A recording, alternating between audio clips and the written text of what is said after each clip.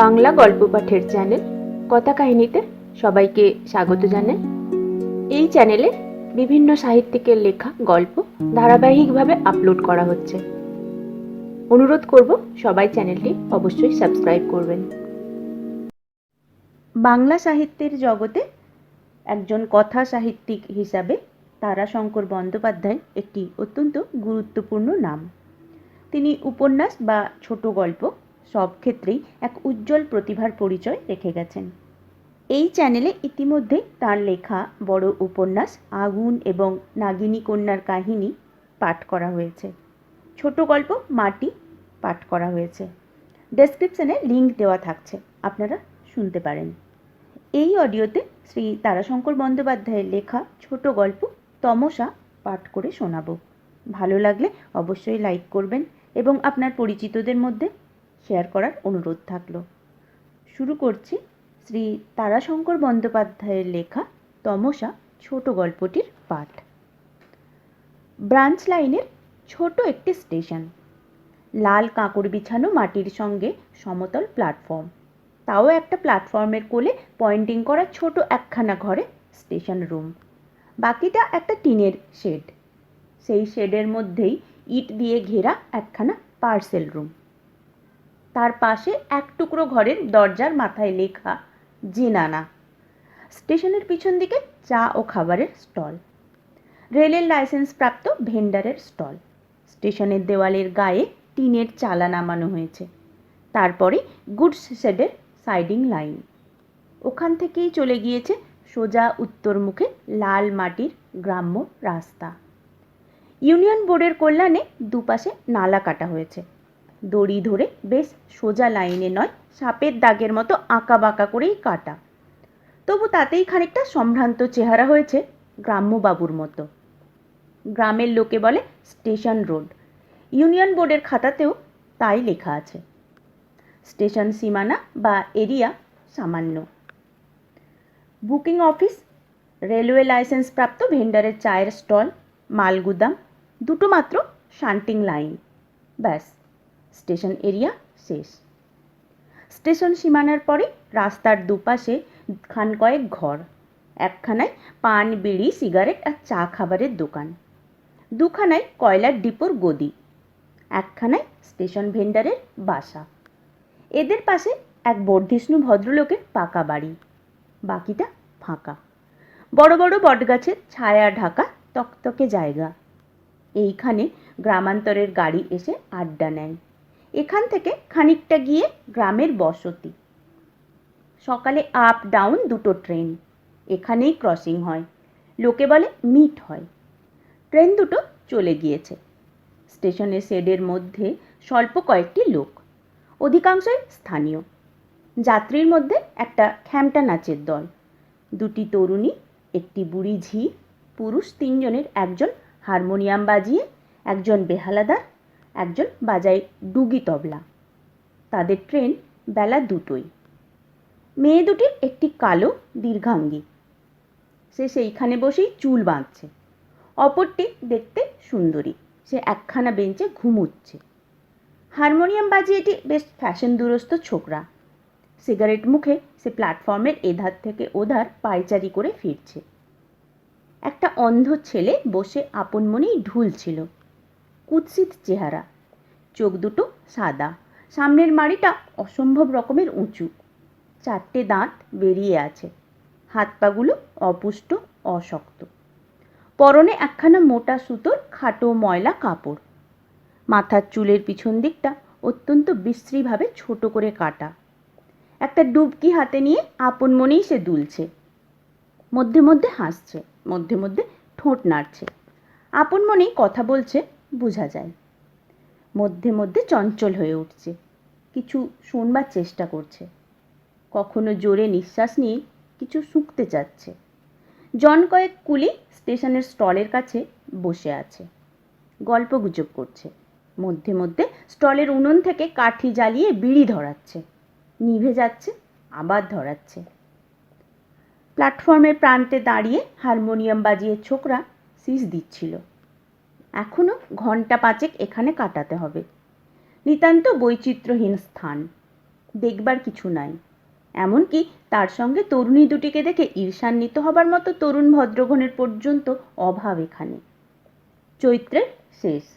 সামনে খোলা শস্যহীন মাঠে আকাশ থেকে মাটি পর্যন্ত পাতলা ধোঁয়ার একটা ছিলকে পড়েছে যেন। মধ্যে মধ্যে তাও যেন কাঁপছে। স্টেশন ঘরে কোকিল আছে। কোকিল ডাকছে স্টেশনের মধ্যে। বিস্মিত হলো হারমোনিয়াম বাজিয়ে। পাপিয়াও আছে নাকি? চোখ গেল ডাক ক্রমেই চড়ছে। কি বিপদ! চিড়িয়াখানা নাকি? ভেড়া ডাকছে। আরে দিনে শেয়াল ডাকে। হারমোনিয়াম বাজিয়ে অদম্য কৌতূহলের আকর্ষণে ফিরল স্টেশনের দিকে। ও হরি, ও অন্ধ ছোঁড়াটা তখন ডুবকি বাজিয়ে গান ধরেছে। গলাখানি তো চমৎকার মিঠে। ও বাবা, শুধু গলাই মিঠে নয়, রসিকও খুব। গানখানা সত্যিই রসিকের উপযুক্ত। চোখে ছটা লাগিল তোমার আয়না বসা চুলিতে, মরি মরি বলিহারি, চোখে যে আর সইতে নারী, ঝিকিমিকি ঝিলিক নাচে হাতের ঘুরি ফিরিতে। বেশ জমে উঠেছে এরই মধ্যে। ছোকরা উবু হয়ে বসে ডুবকি বাজিয়ে গান গেয়ে চলেছে। দন্তুর মুখে এক মুখ হাসি, তালে তালে দুলছে। কুলির দল তার দিকে ফিরে বসেছে। হারমোনিয়াম বাজিয়ে সঙ্গিনীদের মধ্যে কেশ প্রসাধনরতা কালো মেয়েটির বেণী রচনারত হাত দুখানি থেমে গিয়েছে। যে ঘুমুচ্ছিল সে ঘুম থেকে উঠে বসেছে। তার সদ্য ঘুম ভাঙা বড় বড় চোখ দুটিতে স্মিত কৌতুকোজ্জ্বল দৃষ্টি। বুড়ি ঝিটা দোক্তা সহযোগে পান চিবুচ্ছিল বেশ আরাম করে। তার পান চিবুনো বন্ধ হয়ে গিয়েছে। রিনিঠিনি চুড়ি আবার তোলে ধ্বনি, আমার প্রাণের বেয়লা অর্থাৎ বেহালা বাজে তোমার চুড়ির ছড়িতে। গানের গতি দ্রুত হওয়ার সঙ্গে সঙ্গে ছোঁড়াটার দোলার মাত্রাও দ্রুততর হচ্ছে, উল্টে পড়ে না যায়। ওপাশে বেঞ্চের ওপর সদ্য ঘুম ভাঙা মেয়েটি উঠে বসল। চুল বাঁধছিল কালো মেয়েটি। সে মুচকে হেসে বলল, মরণ। ছোকরার তখন মাতন লেগেছে। হায় হায়, আমি যদি হতেম চুড়ি, কাঞ্চন নয় কাঁচ বেলোয়ারি, থাকতেম তোমার হাতটি বেড়ি, জীবন সফল করিতে। হায় হায়, থাকতো না খেদ মরিতে। তেহাই দিয়েই সে গান শেষ করলে। শ্রোতার দল উচ্ছ্বসিত কলরবে বাহবা দিয়ে উঠল। প্রশংসায় পরিতৃপ্ত অন্ধ দন্তুরের মুখ হাসিতে ভরে গেল। একজন শ্রোতা একটা জ্বলন্ত বিড়ি ওর সন্তর্পণে হাতে ধরিয়ে দিয়ে বললে, নে খা। বিড়ি? হ্যাঁ, খা। হেসে অন্ধ বললে, কে সিগারেট খাচ্ছে, একটা দেন না গো। দোকানি বলে উঠল, বেটা আমার বালক দাসী। আমার নাম বালক দাসী, ভালো মন্দ খেতে ভালোবাসি।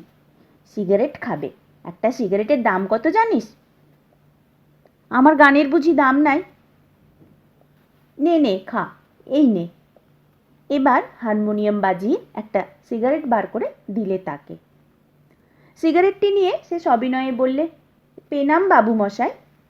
ঘোড়া দিলেন, চাবুক দেন, দেশলাই জেলে দেন? দেশলাই জেলে দিলে হারমোনিয়াম বাজিয়ে। ওর সাদা ছাদনি পড়া চোখে আলোক শিখার প্রতিবিম্ব পড়ে না। উত্তাপ অনুভব করে সে। অন্ধ সিগারেট টানে প্রাণপণে। সে টানের শক্তি প্রয়োগে ওর মাথা ঘাড় থরথর করে কাঁপে। দম ফুরিয়ে এলে তবে এক মুখ ধোঁয়া ছেড়ে ছোঁড়াটা ধূমরুদ্ধ কণ্ঠে বলে, আহ। সকলে হাসে তার ভঙ্গি দেখে। হারমোনিয়াম বাজিয়ে বাবুটি বললে, তুই তো বেশ গান গাইতে পারিস রে। হ্যাঁ? হ্যাঁ, ভালো। বুঝলেন বাবুমশাই, সবাই বলে ভালো। তা? একটু চুপ করে থেকে একটু হেসে বললে, খুব ভালো করে গাইলে, মানে প্রাণ মন সমর্পণ করে গাইলে মোহিত করে দিতে পারি, বুঝলেন? এবার তরুণী দুটি খিলখিল করে হেসে উঠল। সে হাসির শব্দে চমকে উঠল অন্ধ। হাতে সিগারেটটা পড়ে গেল মাটিতে। মাটির উপর আঙুলের প্রান্ত দিয়ে অনুভব করে সে সিগারেটটা খুঁজতে খুঁজতে বললে, হাসছে কে? কারা? তারপর মৃদুস্বরে ডাকলে, মলিন্দ? মলিন্দ ওই কুলিদের একজন। সে বললে, কি? শোনো বলি। সিগারেটটা হাতের ইশারায় ঠিক গোড়ার দিক ধরে তুলে নিলে। কি? সরে আয়, কানে কানে বলবো। কি বলো? মেয়ে ছেলেতে হাসছে, ভদ্র নোক লয়? হ্যাঁ, বদ্ধমানের। ঠিক বুঝতে পেরেছি আমি। কি করে বুঝলি? অবিশ্বাসের হাসি হাসলে মলিন্দ। বুঝলাম গলার রজ থেকে, অর্থাৎ আওয়াজ থেকে। কিন্তু ভদ্রনোক জানলি কি করে? মলিন্দ প্রশ্ন করলে।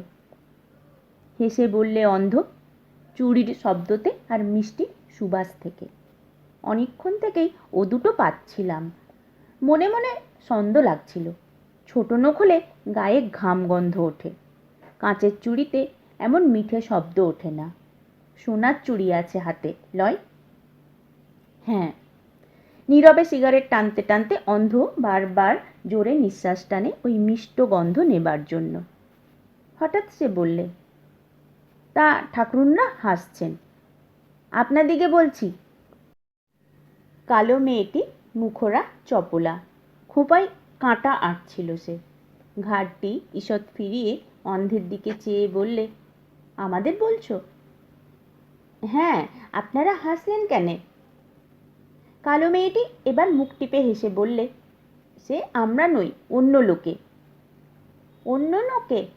অন্ধ ঘাড় নেড়ে মৃদু হেসে বলে, উহু। উহু কেন? অন্য লোকেই তো হাসলে। ছোকরা এবার একটু বেশি হেসে বলে, সিঙেতে বাঁশি বাজে না ঠাকরুন, ক্যানিস্তারায় তবলার বোল ওঠে না। ও মা গো! মেয়েটি বিস্ময়ে কৌতুকে চোখ বিস্ফারিত করে সঙ্গিনীর সঙ্গে দৃষ্টি বিনিময় করলে। সুন্দরী তরুণীটির মুখেও মৃদু হাসির রেখা ফুটে উঠেছিল, কিন্তু সে হাসির চেহারা যেন ভিন্ন রকমের। সে এবার বললে, আমরা হেসেছি বলে তুমি রাগ করছো নাকি? রাগ? অন্ধ হেসে বললে, ওরে বাপরে, আপন কাদের ওপর কি রাগ করতে পারি মশাই? তবে হাসলেন কেন তাই শুধালাম। বলি, অন্যায় কিছু বললাম নাকি? দোকানি বলে উঠল, ওরে শুয়ার, হাসছেন তোমার মোহিত শুনে। কেন, মোহিত করে দিতে পারি না আমি? খুব হয়েছে, থামো। কেন? কাকে কি বলছিস জানিস? অন্ধ এবার সংকুচিত হয়ে গেল। ওরা হলেন কলকাতার গাইয়ে, কলের গান শোনো নাই? সেই রকম গাইয়ে, বড় বড় বাইজি। বেটা পঙ্খিরাজ ওদিকে মোহিত করে দেবেন। অপরাধীর মতো সে এবার বললে, তাহলে তো অপরাধ হয়ে যেয়েছে। হ্যাঁ, তা হয়েছে।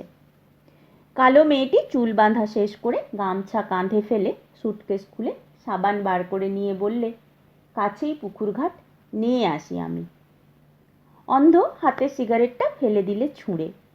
উপরের দিকে মুখ করে অদ্ভুত ভঙ্গিতে নিঃশব্দে হাঁ করে হাসতে লাগলো। নাকের ডগাটা তার ফুলে ফুলে উঠছিল। অত্যন্ত হাস্যকর এবং কুৎসিত সেই মুখভঙ্গি। দোকানি বললে, দেখ দেখ, ওর মুখ দেখ। এই পঙ্খে। অন্ধের নাম পঙ্খী। পঙ্খে আকর্ণ বিস্তার নিঃশব্দ হাসি হেসে বললে, ভারী সুন্দর বাস উঠছে সিংজি, পরাণ একেবারে মোহিত করে দিলে। সুন্দরী মেয়েটি বললে, তোমার সেই মোহিত করা গান যদি গাও তবে তোমাকে ওই সাবানখানা দিয়ে যাব। মাথা চুলকে পঙ্খী বললে, দিয়ে যাবেন গান গাইলে? হ্যাঁ। কিন্তু একটু চুপ করে থেকে পঙ্খী বললে, আমার আস্পর্ধা হয়ে যেয়েছে আজ্ঞে, গান কি আপন কাদের সামনে গাইতে পারি আমি? কেন, তুমি তো ভালো গান গাইতে পারো, ভারী সুন্দর গলা তোমার। ভালো লেগেছে আপনকার? অভ্যস্ত নিঃশব্দ হাসিতে মুখ ভরে গেল পঙ্খির। কালো মেয়েটি বললে হারমোনিয়াম বাজিয়ে কে, এসো আমার সঙ্গে, ঘাটে একটু দাঁড়াবে।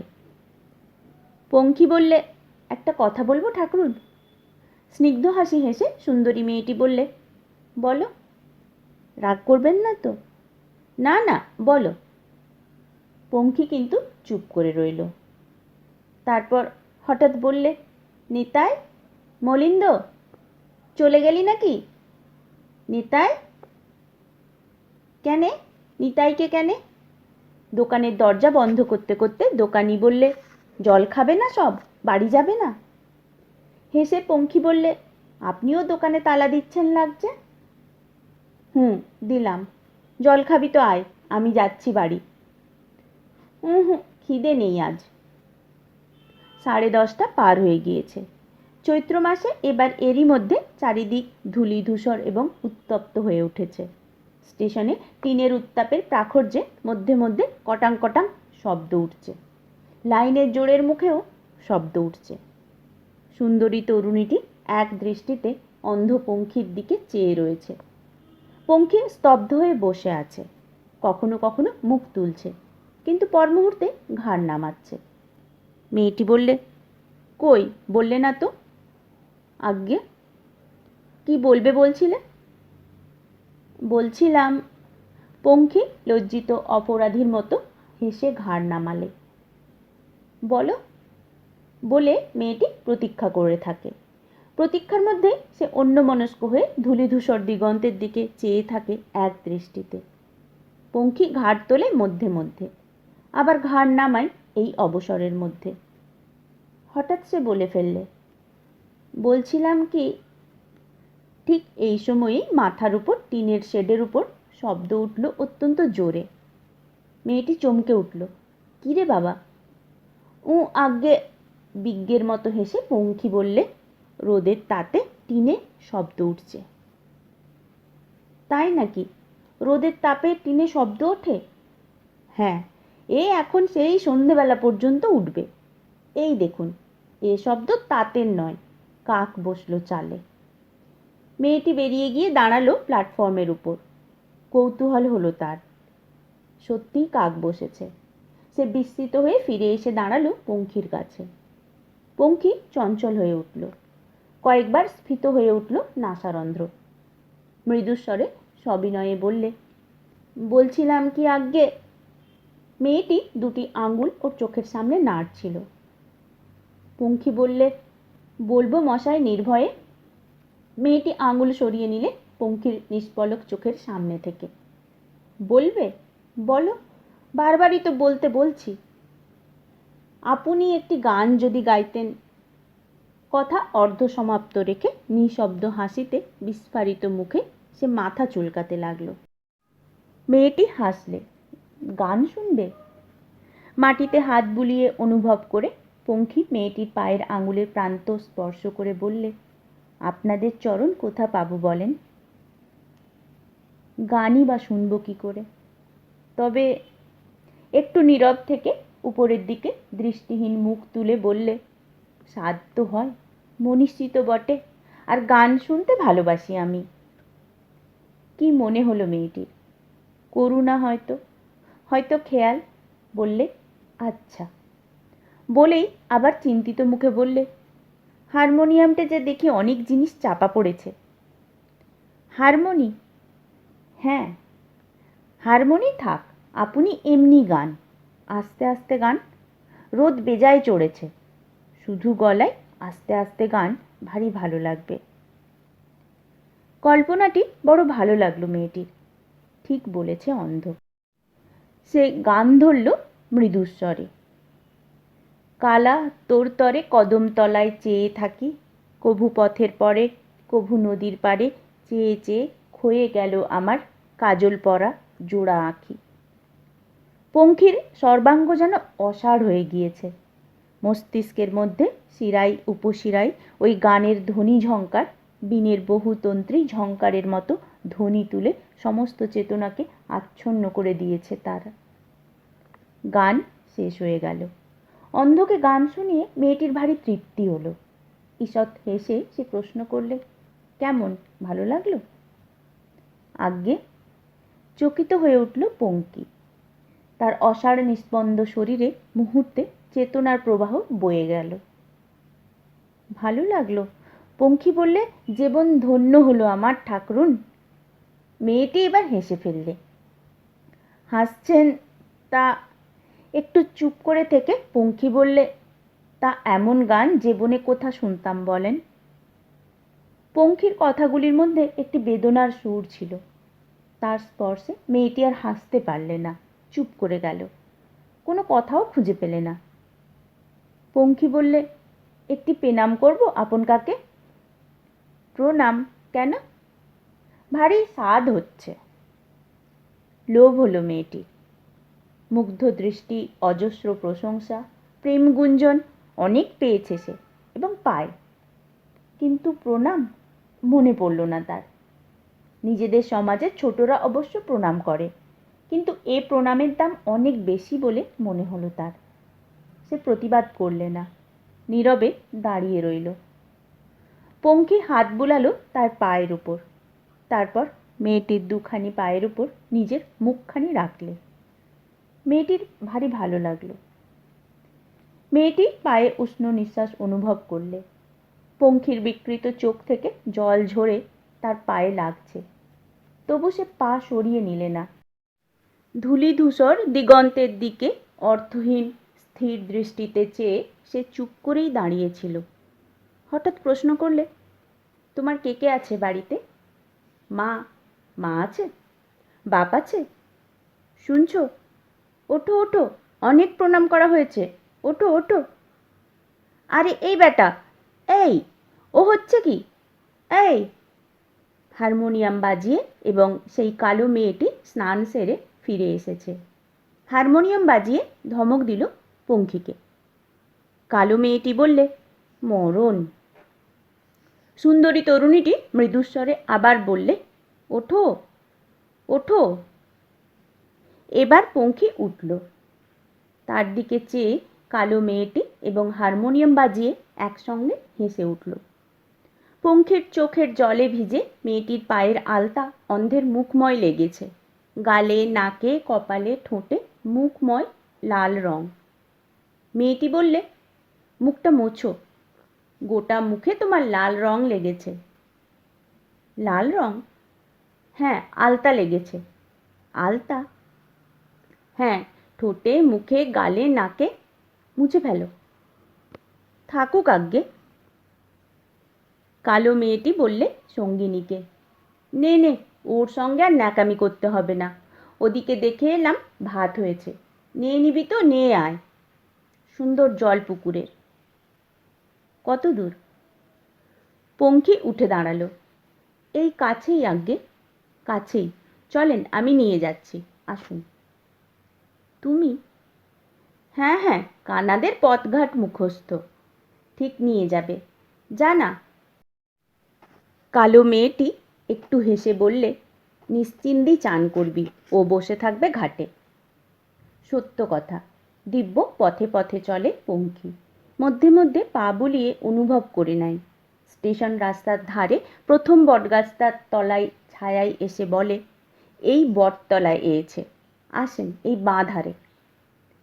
একটু অগ্রসর হতেই পুকুর দেখা যায়, কালো কাজলের মতো জল। মেয়েটি বললে, তোমার নাম কি? আমার নাম? আমার নাম পঙ্খে, পঙ্খী আর কি। পঙ্খী? আজ্ঞে হ্যাঁ, ছেলেবেলায় পাখির মতন চিঁচি করে চেঁচাতাম কি না, কানা বলে মা হেনস্থা করত, ভুঁয়ে পড়ে চেঁচাতাম। মা বাবা আছে তোমার? হ্যাঁ, যাই আমি বাড়ি মাঝে মাঝে। বাবা আমার নোক ভালো। বাবার নাম? এখানে। হঠাৎ কথায় ছেদ ফেলে দেয় নিজেই। উপরের দিকে মুখ তুলে বলে, হ হ, মরালের বড় ঝাঁকটা এসেছে লাগছে। মেটে রঙের বুনো হাঁসের একটা প্রকাণ্ড ঝাঁক সত্যই মাথার উপর পাক দিচ্ছিল। তাদের পাখার ডাক ধরেছে আকাশে। মেয়েটিও আকাশের দিকে চেয়ে দেখলে। পঙ্খী বললে, তার অর্ধসমাপ্ত কথা শেষ করলে সে। বাবার নাম এখানে সবাই জানে, কৃত্তিবাস বাগদির নাম। বাবার নাম কৃত্তিবাস। অন্ধ, অপরিণত, অপুষ্টাঙ্গ ছেলের চিৎকার শুনেই তার নামকরণ করেছিল পঙ্খী। ভালো, মিষ্ট, গৌরবজনক নাম রাখার প্রয়োজনই অনুভব করেনি কোনোদিন। পঙ্খী বললে, ঘাটের ধারে বসেছিল সে। মেয়েটি ঠান্ডা জলে গলা পর্যন্ত ডুবিয়ে তার কথা শুনছিল। পঙ্খী বললে, আমার এক দিদি আছে। দিদি আমাকে ভালোবাসতো, কোলে নিত। তা এই আপনকার মতন বয়স হবে তার। আমার মতো? ঈষৎ হেসে মেয়েটি বললে, আমার বয়স কি করে বুঝলে তুমি? সলজ্জ হাসি হেসে মাথা চুলকে পঙ্খী বললে, তা আপনি আমার চেয়ে এই খানিক বড় হবেন, তার বেশি নন। একটু চুপ করে থেকে বললে, গলার রজ অর্থাৎ আওয়াজ শুনে বুঝতে পারি কি না খানিক আধেক। আপনার গলা এখনো বাঁশের বাঁশির মতো, খাদ মেশে নাই। তাছাড়া। পঙ্খী থেমে গেল। সে বলতে পারলে না কথাটা। পায়ের উপর মুখ রেখেছিল সে। কোমল মসৃণ স্পর্শ এখনো সে যেন অনুভব করছে। কথাটা পাল্টে বললে, এখান থেকে বাড়ি আমার ক্রোশ 4 হবে। বছরখানেক আগে মা একদিন খুব মেরেছিল। তা দিদি বললে, পঙ্খে, তুই তো গান গাইতে পারিস, তা ভালো বাজারে জায়গায় যা না কেন, গান গাইবি, ভিক করবি। কথাটা মনে লাগলো আমার। দিদি একদিন আমার হাত ধরে এখানে রেখে গেল। সেই অবধি। নিঃশব্দে হেসে সে চুপ করে গেল। হঠাৎ এক সময় বলে উঠল, আপনকার গানের ওইটুকুন ভারী সুন্দর। সেই কি কালা তোমার যখন বাজে বাঁশি। বলতে বলতে সে সুরেই গাইতে আরম্ভ করলে, ঘর কন্যা সব ভুলে যাই, ছুটে যে আসি। আমার গা ঘষা হয় না, আমার কেশ বাঁধা হয় না, আরও হয় না কত কি। মেয়েটি সাবান মাখছিল। বিস্ময়ে তার হাত থেকে সাবানখানা পড়ে গেল।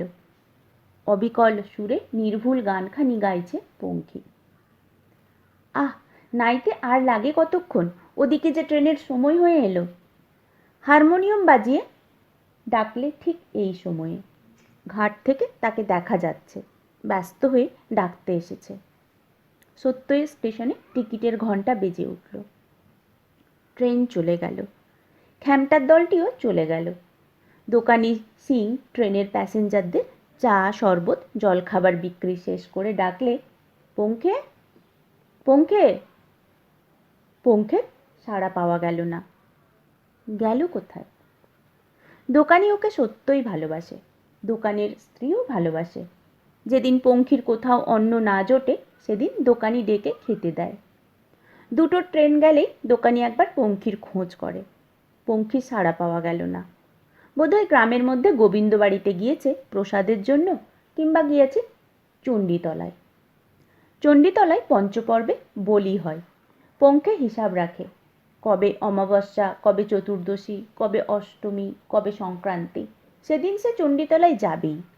নিশ্চয়ই 2 জায়গার 1 জায়গায় গিয়েছে সে। দোকানি আপনার দোকানের কাজে মন দিলে। দুটো ট্রেনের পর আবার 4টেই আসবে আর একখানা ট্রেন। 4টে ট্রেন এলো, চলে গেল। দোকানি এবার ব্যস্ত হয়ে উঠল। পঙ্খে এখনো ফিরল না কেন? সে গেল কোথায়? ট্রেনে খ্যামটার দলের সঙ্গে চলে গেল নাকি? সত্যই তাই। পঙ্খী চুপি চুপি ট্রেনে চেপে পড়েছিল। বেঞ্চের তলায় ঢুকে শুয়েছিল। জংশন স্টেশনে নেমে কিন্তু ভিড়ের মধ্যে তাদের হারিয়ে ফেললে। ব্রাঞ্চ লাইনের গার্ড, ড্রাইভার সবাই পঙ্খীকে চেনে। তারা বললে, তুই এখানে? আকর্ণ বিস্তার হাসি হেসে সে বললে, হ্যাঁ, এখানেই এলাম। বলি একবার ঘুরে ফিরে আসি। একটু চুপ করে থেকে হাসিটা আরও একটু বিস্তৃত করে বললে, নতুন জায়গা দেখতে শুনতে তো স্বাদ হয়। হেসে দত্তবাবু গার্ড বললে, বেশ, দেখা তো হলো, এইবার চল। ফিরে যেতে কিন্তু পঙ্খীর কেমন লজ্জা হলো। সে বলল, না, থাকবো এখানে 2 দিন 10 দিন। থাকবি? হ্যাঁ, এখানকার বাজারটা কীরকম দেখি একবার। উত্তর শুনে হেসে দত্ত গার্ড চলে গেল। কয়েক মুহূর্ত পরেই পঙ্খীর একটা কথা মনে হলো। গার্ডবাবু, গার্ডবাবু। গার্ডবাবুকে সে বলতে চাইছিল এখানকার স্টেশন মাস্টার, জমাদার, স্টলওয়ালা এদের কাছে তার জন্য একটু বলে দেবার জন্য। গার্ডবাবুর সাড়া পাওয়া গেল না। গার্ড তখন স্টেশনের ভিতরে। কিছুক্ষণ চুপ করে থেকে পঙ্খী চলতে আরম্ভ করলে। ঠিক এসে উঠল স্টলের সামনে। কি ভাবছেন দোকানি মশাই? সিঙ্গাড়া কচুরি? দোকানি তার দিকে চেয়ে বললে, সরে বস। সরেই একটু বসল পঙ্খী। তারপর সে তার ডুবকিতে আঙুলের ঘা দিয়ে আরম্ভ করলে, ও কালা। দত্তগার্ডকে প্রয়োজন হলো না, নিজেই নিজেকে চিনিয়ে দিলে পঙ্খী। দোকানি, স্টেশন মাস্টার, জমাদার, জমির উপর পাতা লাইন, সিগন্যালের তার, বাজার, পথ ঘাট সব তার পরিচিত হয়ে গেল। কালী মায়ের স্থান, গৌরাঙ্গের আখড়ার পথও তার মুখস্থ। জংশনের সারি সারি রেল লাইন প্রায় অনায়াসেই পার হয়ে যায় সে। প্রথমে এসে একটুখানি দাঁড়ায়, লোককে সাড়া পেলে জিজ্ঞাসা করে, কে বটেন গো? লাইনে গাড়ি রয়েছে নাকি? লোক না থাকলে কান পেতে শোনে ইঞ্জিনের শব্দ শোনা যায় কিনা। তারপর এগিয়ে এসে লাইনের উপর পা দেয়, স্পর্শ করে বুঝে নেয় চলন্ত ট্রেনের গতিবেগ তার মধ্যে প্রবাহিত হচ্ছে কিনা। পঙ্খী বলে, ভয় লাগলে সিট দ্বারা যেমন শিরশির করে, তেমনি শিরশিরিনি বয় লাইনে। সন্দেহ হলে লাইন ছেড়ে সে ওভারব্রিজের দিকে যায়। একপাশের রেলিং ধরে স্বচ্ছন্দে পার হয়ে যায় সে। সিঁড়ির সংখ্যা তার মুখস্থ। ডুবকির সঙ্গে এখন একটা হাঁড়ি শুদ্ধ রেখেছে। আঙুল দিয়ে বাজিয়ে অনেক পরীক্ষা করে কিনেছে। হাঁড়ি বাজিয়ে গান করলে লোক জমে বেশি। মধ্যে মধ্যে স্টেশন ঘরের দরজায় গিয়ে বসে। বসবার সময়টি তার দুপুরবেলায় 1টা থেকে 2:30টার মধ্যে। এ সময়টাই মাস্টারবাবুরা বসে গল্প গুজব করে। সে শোনে। গল্পের মধ্যে ছেদ পড়লেই বলে, মাস্টারবাবু। কী রে বেটা, এসেছো তো? আজ্ঞে হ্যাঁ।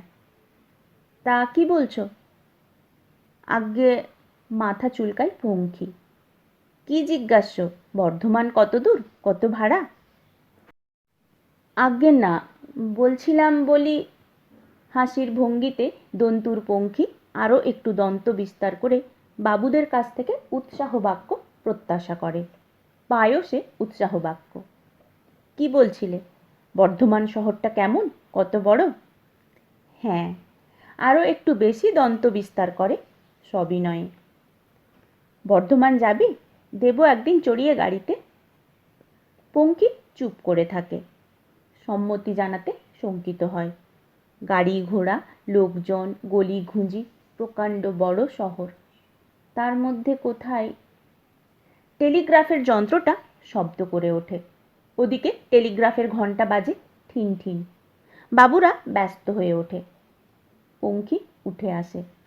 ভাবতে ভাবতে প্ল্যাটফর্মের ধারে গিয়ে দাঁড়ায়। কাছেই টেলিগ্রাফের পোস্টে বাতাসের প্রবাহে শব্দ ওঠে। গায়ে লাগানো মাইল লেখা লোহার প্লেটটা অত্যন্ত দ্রুত শব্দ করে কাঁপে। পঙ্খী ধীরে ধীরে টেলিগ্রাফ পোস্টে কান লাগিয়ে দাঁড়ায়। পোস্টের গায়ে আঙুল বাজিয়ে বলে, টরে টক্কা, টরে টক্কা, টক্কা টক্কা টরে।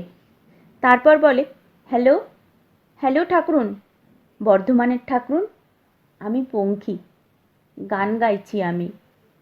ও তোর তরে কদমতলায় চেয়ে থাকি। দিন যায়, 1 বৎসর হয়ে গেল। পঙ্খী জংশনেই রয়েছে। টাকা পয়সা কিছু জমেছে তার। দোকানির কাছে রাখে তার কিছু অংশ। দোকানি জানে ওই তার সব। কিন্তু পঙ্খী তার উপার্জনকে ভাগ করে। কিছু নিজের কাছে রাখে, বাকিটা রাখে কাঠে ঘেরা ছোট্ট চোরকুঠরির মতো জেনানা ওয়েটিং রুমের এক কোণে মাটিতে পুঁতে। জংশন হলেও ব্রাঞ্চ লাইনের প্ল্যাটফর্মটা পাকা নয়। জেনানা ওয়েটিং রুমটা মেঝেও কাঁকর মাটির মেঝে। তার উপর রাখে বিছানাটা। বিছানা একখানা বস্তা। রাত্রে ওইখানে বস্তা বিছিয়ে কুণ্ডলি পাকিয়ে পড়ে থাকে। বর্ধমানের বাতিকটা কমে গিয়েছে। কালা তোর তরে গানখানা সে গায়। লোকে তারিফ করে। পঙ্খী সবিনয়ে হাসে। কিন্তু আর সেই চৈত্র দুপুরে গেঁয়ো স্টেশন প্ল্যাটফর্মে নরম দুখানি পায়ের উপর মুখ রেখে প্রণাম করার কথা মনে পড়ে না। সেই মিষ্টি প্রাণ মাতানো গন্ধের কথাও মনে পড়ে না। মনে পড়ে না ঠিক নয়, মনে পড়ে, কিন্তু বুকের ভেতরটা তেমন আকুলি করে ওঠে না। কতদিন পর, অনেক দিন। হঠাৎ সেদিন সমস্ত শরীরে তার শিরশির করে কি বয়ে গেল। লাইনের উপর ট্রেন গেলে যেমন শব্দ স্পর্শে শিহরণ জাগে, সেই গান, সেই গলা, আজ আর গান শুধু নয়, গানের সঙ্গে যন্ত্র বাজছে। স্টেশনের ঘরের সামনে ঠাকরুন গান করছে, কালা তোর তরে। পঙ্খী প্রায় ছুটে এসে দাঁড়ালো। বেশ বুঝতে পারলে ঠাকরুনের সঙ্গে অনেক লোক রয়েছে, ছোট ছেলেও রয়েছে। গান শেষ হতেই সে হাত জোর করে বললে, ঠাকরুন। কে রে তুই? আগে যে ঠাকরুন গান গাইলেন তাকেই বলছি আমি। সঙ্গে সঙ্গে হাসির হুল্লোড় পড়ে গেল। একজন বললে, মরণ। আবার গান আরম্ভ হলো। চোখে ছটা লাগিল। পঙ্খির বুক একেবারে দুলে উঠল। তার সেই গান নিতাই কবিয়ালের কাছে সে শিখেছিল, ঠাকরুন শিখেছিল তার কাছে। গান শেষ হলো। আমাকে চিনতে পারলেন না ঠাকরুন? আমি পঙ্খী। এই বেটা, এই ভাগ। ভাগিয়ে দিলেও সে এবার সঙ্গ ছাড়বে না। সে সজাগ হয়ে বসে থাকে। ট্রেনের ঘণ্টা পড়ল। যাত্রীর দলটি আসর গুটিয়ে নিলে। একজন বললে, গ্রামোফোনটা ভালো করে বন্ধ করিস, রেকর্ডগুলো বাক্সের মধ্যে পুরে নে। গাড়ি এলো, চলে গেল। স্টেশন স্টাফ স্টলওয়ালা বিস্মিত হলো, পঙ্খী নাই। আরও অনেক কাল পর, অনেকগুলি বৎসর চলে গিয়েছে।